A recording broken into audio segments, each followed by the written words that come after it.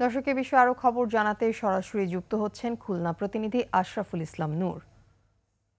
নূর, আশা করি শুনতে পাচ্ছেন। নূর, খুলনায় কুরবানির পশুর আমদানি কেমন দেখছেন? আফিফা, খুলনায় কিন্তু চাহিদার থেকেও বেশি যোগান আছে এবং খুলনার খামারিরা যেভাবে প্রস্তুত করেছে পশু ঈদুল আজহাকে উপলক্ষ করে, কিন্তু খামারিদের শেষ মুহূর্তের ব্যস্ততা চলছে। পশুটিকে কিভাবে তারা লালন পালন করছে, যত্ন করছে।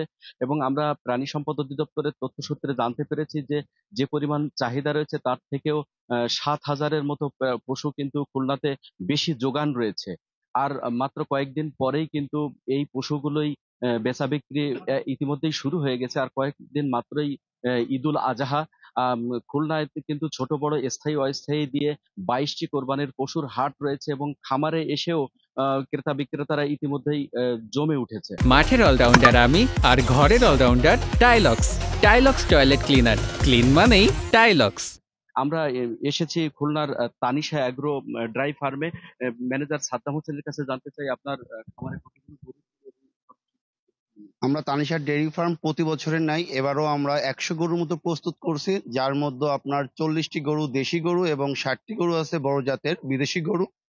আমরা প্রতি বছর না, এবছরও একটা গরু, সব থেকে বড় যে গরুটা দেখছেন এটা আমাদের কালামানিক নাম।